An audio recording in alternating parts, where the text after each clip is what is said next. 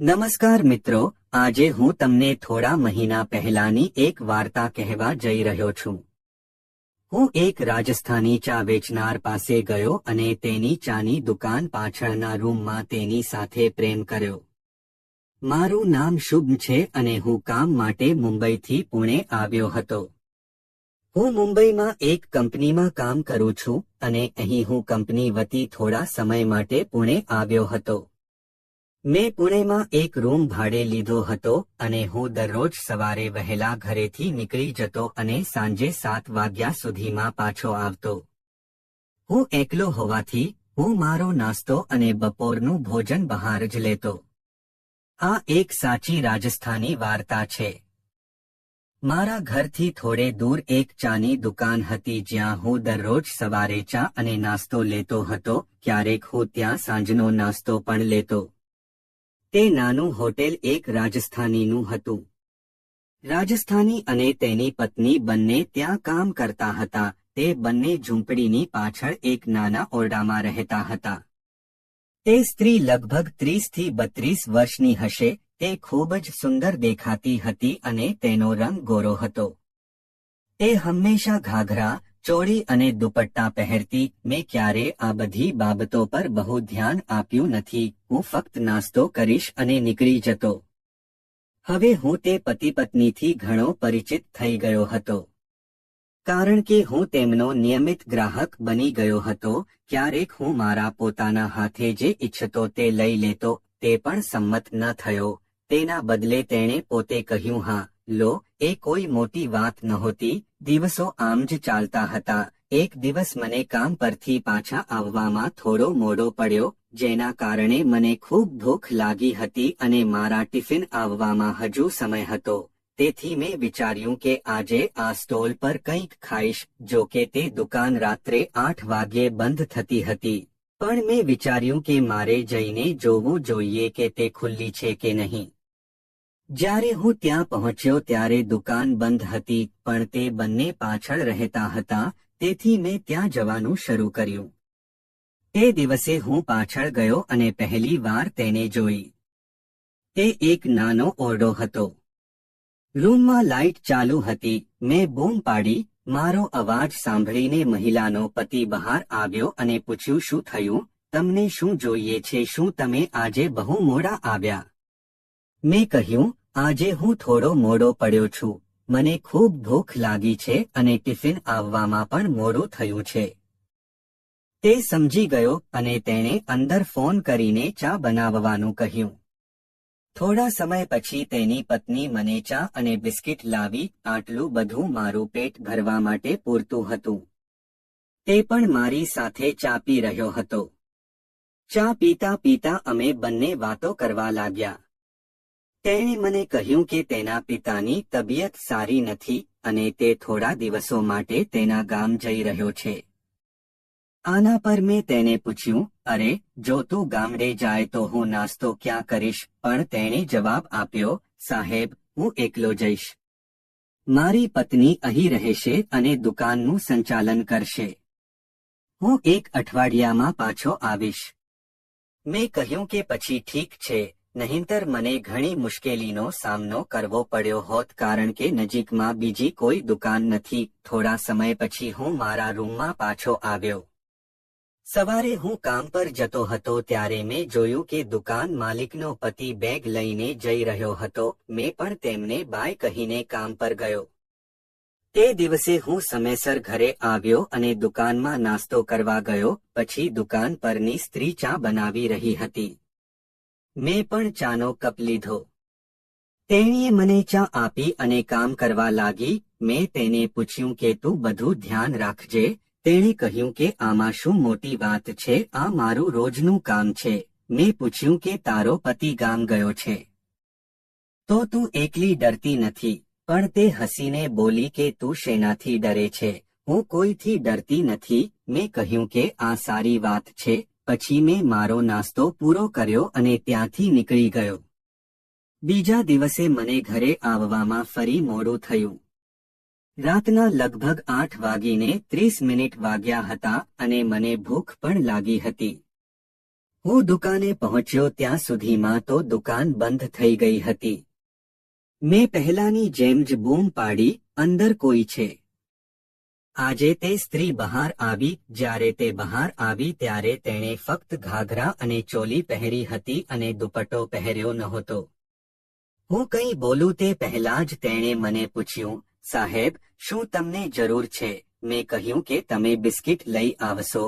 તે અંદર ગઈ અને બિસ્કિટનું પેકેટ લઈને પાછી આવવા લાગી. આ દરમિયાન તે પાછી આવી અને મને બિસ્કિટ આપ્યા. હું હજુ પણ તેના વિશે વિચારી રહ્યો હતો. કોઈક રીતે મેં મારી જાતને કાબૂમાં લીધી અને તેને 500 રૂપિયાની નોટ આપી.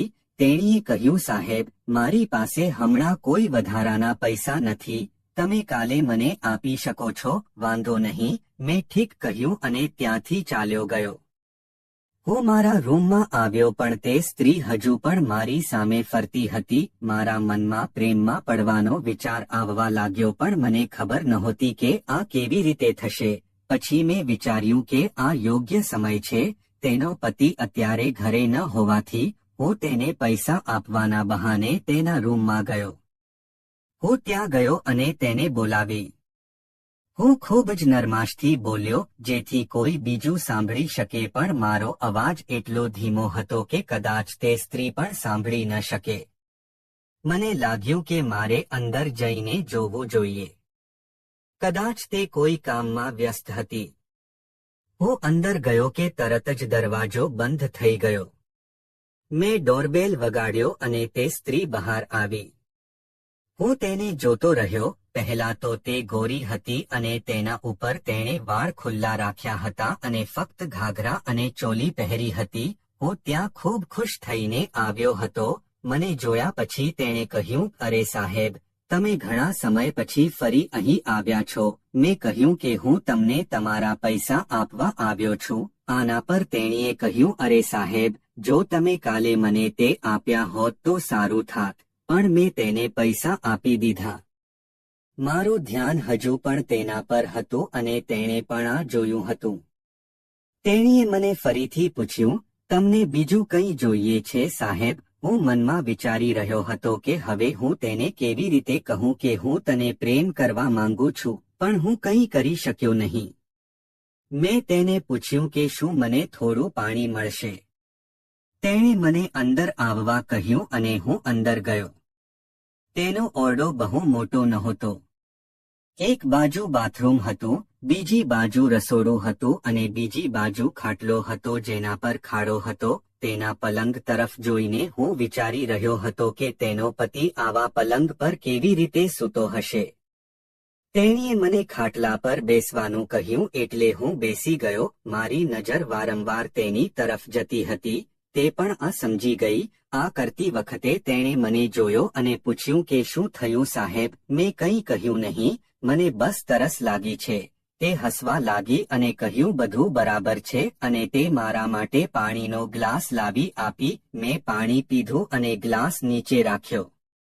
તેણીએ મને ફરીથી પૂછ્યું કે શું મારે બીજું કંઈ લેવું છે? મેં હિંમત ભેગી કરી અને તેને પૂછ્યું કે તું મને બીજું શું આપી શકે છે? તેણીએ કહ્યું, મારો મતલબ, શું તમે ચા, કોફી કે બીજું કંઈક પીશો? મેં મજાકમાં એમ પણ કહ્યું કે હું ફક્ત રાત્રે દૂધ જ પીઉં છું. તે મારો મતલબ સમજી ગઈ પણ અજ્ઞાની હોવાનો ડોળ કરીને બોલી, સાહેબ, અત્યારે દૂધ નથી. તે મારો અર્થ તરત જ સમજી ગઈ પણ તે હજુ પણ અજાણતા વર્તન કરી રહી હતી. કદાચ તે હવે તૈયાર થઈ રહી હતી. મેં પણ વિચાર્યું કે જો હમણાં નહીં તો ક્યારેય નહીં. આ યોગ્ય તક છે. તેથી મેં તેના તરફ ઈશારો કરીને કહ્યું કે શું તે તારા પતિને બધું દૂધ પીવડાવ્યું? શું તે શરમાઈ ગઈ અને તેણીએ કહ્યું, ના સાહેબ, તે હમણાં જ ગામ ગયો છે. આ ફેક્ટરીમાં હજુ દૂધ બાકી છે. તેને આટલું કહ્યું કે તરત જ મેં તેને ગળે લગાવી અને તે કહેવા લાગી, અરે સાહેબ, કૃપા કરીને ધીમે ધીમે જાઓ. આજે હું તમારી છું. તેના મોઢેથી આ સાંભળીને હું ખુશ થઈ ગયો. હું ખરેખર પાગલ થઈ ગયો, જાણે મને કોઈ ખજાનો મળી ગયો હોય. થોડા સમય પછી અમે બંને થાકી ગયા. થોડી વાર પછી તેણીએ મને પૂછ્યું, સાહેબ, આપણે તમારા ઘરે જવું નથી. મેં કહ્યું, હમણાં નહીં, હજુ કંઈક બાકી છે. તે ઊભી થઈ અને મારા માટે પાણી લાવી. મને પણ તરસ લાગી હતી, તેથી મેં પાણી પીધું. અમે બંને થોડીવાર ત્યાં પડ્યા રહ્યા. તે ઊભી થઈ, પોતાની જાતને સાફ કરી, પોતાના કપડાં પહેર્યા અને મેં પણ મારા કપડાં પહેર્યા. તેણીએ કહ્યું, સાહેબ, હવે તમે જઈ શકો છો. જો કોઈ અમને જોઈ લેશે તો મુશ્કેલી થશે. જતી વખતે તેણે મને કહ્યું કે મારા પતિ 4 દિવસ સુધી ઘરે નહીં આવે. હું તેનો અર્થ સમજી ગયો અને તેને એક મીઠી સ્મિત આપીને ત્યાંથી ચાલ્યો ગયો. આગામી 4 દિવસ સુધી હું દરરોજ રાત્રે તેના ઘરે જતો અને તેની સાથે વાત કરતો. દરરોજ હું તેની સાથે જુદા જુદા વિષયો પર વાત કરતો હતો જે અમને બંનેને ખૂબ ગમતું. તો મિત્રો, તમને આ કહાની કેવી લાગી એમને કોમેન્ટ કરીને જણાવો અને જો તમે અમારી ચેનલ પર નવા છો તો અમારી ચેનલને સબસ્ક્રાઇબ કરો અને બેલ આઇકોન દબાવો જેથી કરીને આવનારી તમામ વિડીયો તમને જોવા મળે. ધન્યવાદ મિત્રો, ફરી મળીશું એક નવી વાર્તામાં. આભાર.